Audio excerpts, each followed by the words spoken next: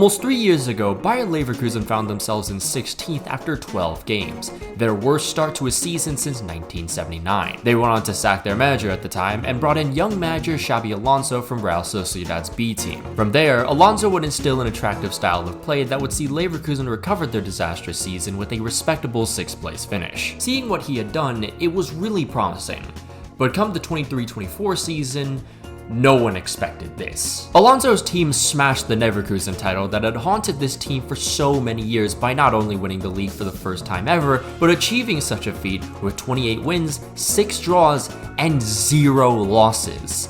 Invincible. For supporters of the evil pharmaceutical company Leverkusen, this was a nice escape from the past decades of pain caused by inconsistent league finishes due to the club's transfer policy. But dread it, run from it, destiny always arrives. Everyone knew Real Madrid was Xabi Alonso's calling. I mean, he's a club legend there. So when the Spanish club failed to win a single trophy in Ancelotti's last season, there was no hint of surprise when Xabi Alonso was announced the new manager for Los Blancos. Leverkusen were pretty much fucked though. The once-in-a-lifetime manager was now gone, and the selection for a replacement was as dogshit as the current job market for computer science majors. So in the end, Leverkusen settled for Erik ten Hag. Good fucking lord. Going from Alonso to Erik ten Hag, that's like going to an authentic bowl of pho in Hanoi to an $18 bowl at a place called Fucking. And man, had they just waited like a week or two later, Ange was on the market. That would have been perfect! In defense of Ten Hag though, during his time at Ajax, he excelled at developing players. And that's basically Leverkusen's bread and butter. Either way though, no matter who was taking charge, Leverkusen's invincible team would never be the same. Because everyone left.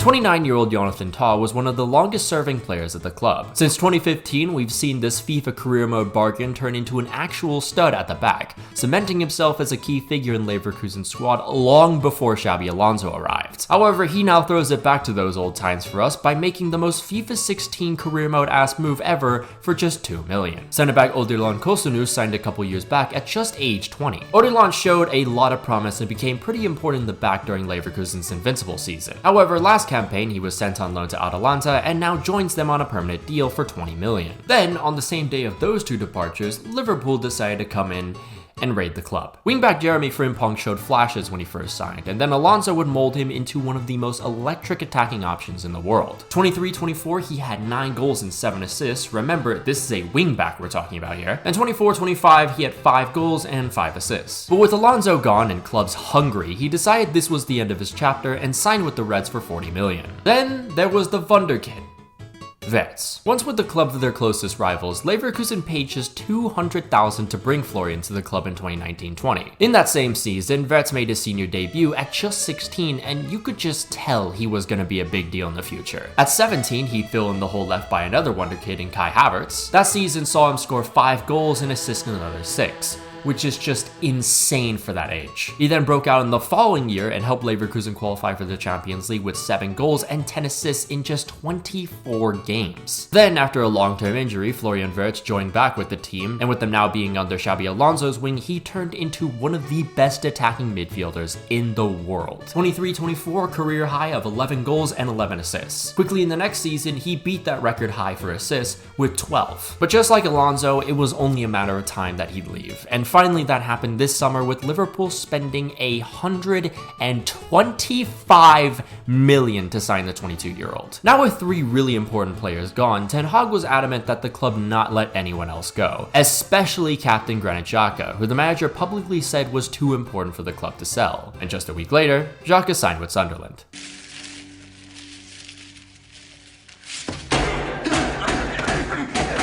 And as the days went by, it just kept getting worse for Ten Hag and Leverkusen. Lucas Radecki, who had been the club's first choice keeper for the last 7 years, left for Monaco for $3 million. You also had 24-year-old winger Amin Adli move to Bournemouth for $21 million. And then on deadline day, we saw 2 more departures. Arsenal signed centre-back Piero Hincapié on loan with an obligation to buy, so that now leaves just Edmund Tapsoba by himself. And Leverkusen's top scorer during their invincible run, Victor Boniface, left on loan to Werder Bremen. To be fair, his form has been pretty poor since he had come back from an injury, but still, even after just 1 season, This move still shocks me. All in all, this transfer window was like a Category 5 typhoon.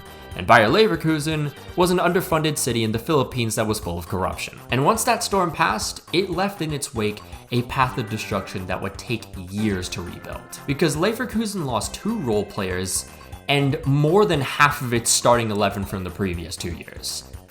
And Xabi Alonso. Like, I don't think there's been this level of cruelty and brutality towards a club in a transfer window since Monaco in 2017. But hey, you know, not everyone left. Alejandro Grimaldo was linked with his boyhood club Barcelona, but nothing came out of it, so he's still around. In 23-24, he had 10 goals and 13 assists. That is ridiculous for a wingback. Meanwhile, center back Edmund Tapsoba will have to step up now that Ty is gone, which, give it time, I think he will. Center midfielder Ezequiel Palacios will be coming back from injury. Another midfielder in Robert Andrick's experience and leadership could also be important now that Xhaka's gone. And my least favorite human being, Diagonal Daniel's favorite player, Patrick Schick. You know, all things considered, they still have someone up top because Patrick Schick scored 21 goals last season. And then, of course, with all this money, you got new imports. All under the age of 23 except the keepers. The Leverkusen way. The club sorted the keeper position with Mark Flecken, who made a name for himself during his time at Freiburg a couple years back. Center back position was now bolstered with Loic Bade of Sevilla and Liverpool's parting gift after they tortured the club, Joel Kwanzaa. The Werkself also added Lucas Vasquez, which, I mean, sure, why not? He's a free agent. Defensive midfielder Eki Fernandez could be really promising as well, as he was one of Argentina's best players in the 2024 Olympics. In attack, it might take some time for all of this to mesh together, but there are now 4 new options. 20-year-old left winger Elise Ben Seguir had 6 goals and 3 assists for Monaco. 19-year-old attacking midfielder Ibrahim Matza had 5 goals and 3 assists in the Zweite Bundesliga. His mother is Vietnamese, by the way, so if he pops off, I'm most definitely claiming him. 23-year-old US international Malik Tillman had 12 goals and 2 assists for PSV, which is not a bad replacement for Wirtz at all. And finally, there's a third attacking midfielder in Claudio Echeverri from Man City on loan. The 19-year-old wonderkid has starred for all of Argentina's youth teams, so we'll see if this translates for Leverkusen this year. Is this still a massive step back from the previous 2 seasons? Yes, of course. I mean, that was to be expected. But to be fair, this has been a pretty decent rebuild so far. Ten Hag's Bayer Leverkusen tenure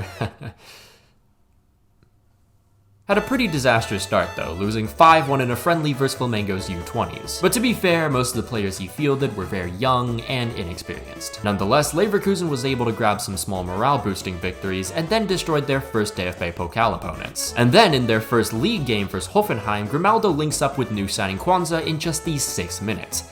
However, they conceded the equalizer not too soon after, and then gave up another goal. Not a great way for Ten Hag to begin his time in the Bundesliga, but it's alright, as in Leverkusen's second game in Bremen, they put together a fantastic performance with the game being practically over by the hour mark.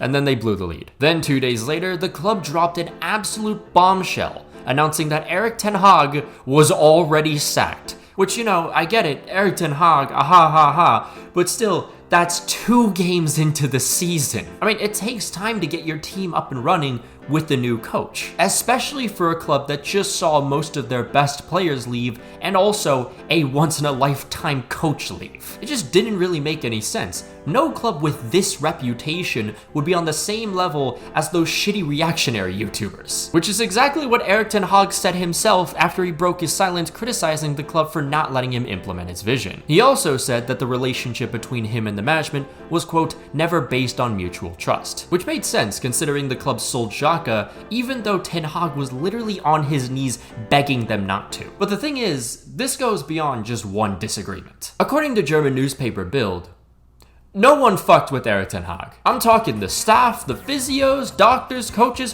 hell, he probably couldn't even connect with the office Wi-Fi there. It was also said that Ten Hag couldn't provide any leadership or direction. Players didn't understand certain training regimens like push-ups being as important as running and passing. There was never any kind of game plan, so even when Leverkusen were 3-1 up versus Bremen, no one knew what to do. And it was so bad that Ten Hag reportedly didn't even lead team talks before the games. There's also apparently been multiple people who work at the club that have said Ten Hag is the worst manager Leverkusen has had in the last 20 years. So now with all this info, it makes more sense why the CEO said this decision was, quote, painful but necessary, and didn't even say thank you or wish Ten Hag the best. They wanted this motherfucker gone. Either way, whichever way you see it, I think it was definitely a good idea for these two to part ways sooner than later. But there was kind of a winner in all of this. Erik ten Hag. Because Ten Hag was making bank when he signed this contract.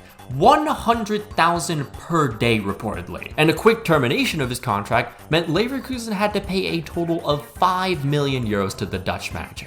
Man, I wish I could be this good at scamming. Now looking towards the next chapter for Leverkusen. Again, they've reportedly been linked with former Barcelona manager Xavi and also former Real Madrid B team manager Raul. These are some pretty good options, but I still think someone like Ange would be kind of cool. So if any of the sporting directors are watching this, hiren eine Engine Postecoglin. So update since the time I recorded this video. The Greek dictator at Nottingham Forest and Nuno kind of had a bit of a falling out. So Nuno's out and now Ange has taken his place. So no more Ange at Leverkusen. And then Leverkusen just appointed a new manager. It is not Xavi. It is not Raul. It is actually the former Denmark coach, Kasper Hjulmand. And of course, a massive shout out to all our members, including Janos Balas, Lugar BB, Araisan, Brazilian Fury, Jeremiah Owusu Ajamang, Valera, Django, Anazir Makalankam, Alex Rod, Sliderkit, Taco Okafan, Kentra Agatra, Saint Terran, Sylvia Citrus, Rasher Enthusiast, Cheesebait, Winter Gel, Finn Likes Rugby More, Davox, The Portergeyser, Wise Orange, Polar Protos, Fun Fan, Lucien Von Croix, Gajagers Besakivics, A Ghostly Owl, Coney Wolves, Lickstab, Matanai, Sketchy Card, Apollo, Congo Jazz 1, German Sayu 7, Thrilling ADT 13, Los Milos, The James Braun, Vacinho, Jamie Vardy's 10th Red Bull, Nightwalker, Knapside, Money Cash Host, Quantavious Pork, Lilia Lover, Stewed Monk, Tyler A. Davis, A Red Devil for Life, Tung Tung Tung Sahur, Red Yellow, Kevin Mojica, Kev C, Dominic Griffin, Kyler Krebs, Mohammed Al Tanib, Nish, Patrick Barley, Rashford God 5, Raspberry Ale, and Unbroken Persona. If you would like to become a member on the channel, there'll be a link down below and up in the annotations. You can follow my Twitter if you want, follow my Instagram if you like, follow my Twitch. We'll be doing some more watch-alongs. I do plan on doing a watch-along for Arsenal's first Champions League game, so watch out for that. But until then, I'll see you guys.